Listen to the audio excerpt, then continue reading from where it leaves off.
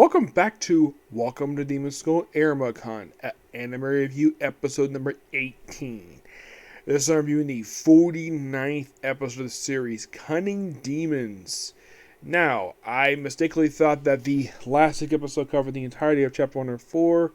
It didn't. It adapted about the first 9 pages and just stopped. This episode pretty much adapted the rest of that, the entirety of chapter 105, and almost the entirety of chapter 106, except for the last 2 pages.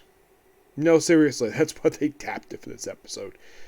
So, we start with basically, we have Az and Sorbo, where they confront the Dabo brothers, where it looks like they're all about looking for someone him, and about providing points. They're not interested, and then we cut straight to Jazz and I'm trying to get his name correct.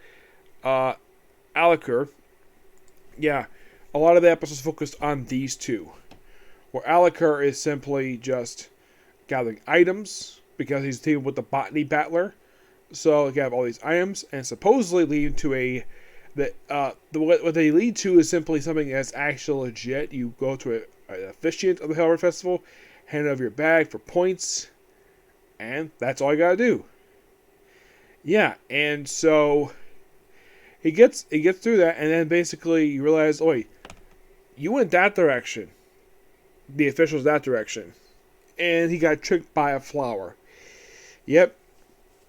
And in terms of the officiant that was there was not an actual official officiant, but actually was Jazz. Yep. And they pretty much detail what they were up to during their 3-week training.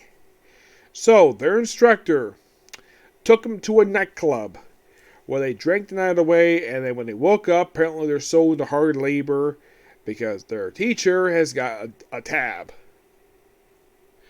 So, by the way, they show off their abilities, they're really smart, so they tell people's tabs up, they steal orders, and they spend the next about 3 weeks trying to figure out a way to guess about the coin. They always guess the right hand whenever he shows up. It was actually the left hand. And that was the only thing they couldn't figure out, but they figured everything else, no problem. And of course, they deal with his weakness. And then when they do the last time, apparently they start wearing masks for some reason.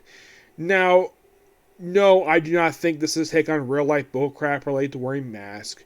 They probably did it out of choice.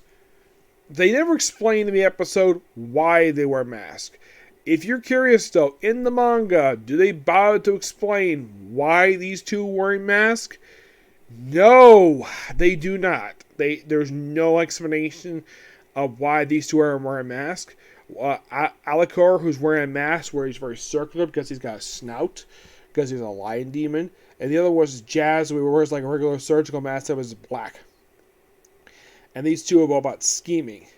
And then we cut to where by the way, we have the first two, their teachers, see witnessing it, and then we cut to the end of the episode where they're seeing like in Block 4. We see, but before this, we do see the Dem doll. We see her and the owl, where they're basically controlling a lot of magical beasts, and she happens to become 2 familiars who are the 2 most powerful ones, and the students there get brainwashed by her to get magical items so they can win.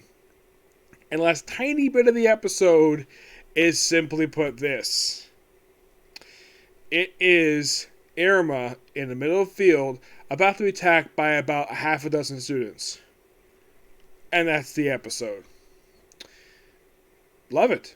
It's interesting that we have an episode, no Iruma. Almost the entire episode, and he's the star of the series. Like I've said other times in other particular reviews, if stuff's not there, it's not because the studio cut it. In the case of this, it's not because they cut it because he was not in the chapters. That's a simple gist of it. He can't exactly be there all the frickin' time.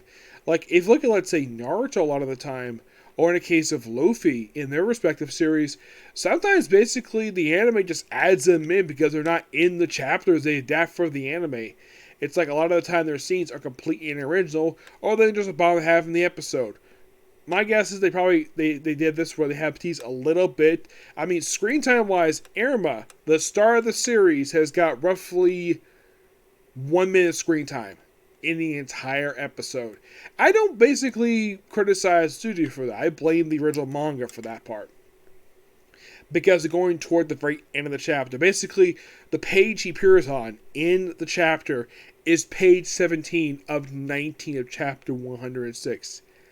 That's the first time we see him in what's adapted here. And that was the first time he's been seen in this arc since it began. Because he's been remarkably absent.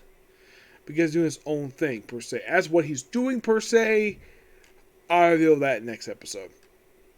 But yeah, that's particular view. It's a great episode. Excuse me. I hope this continues.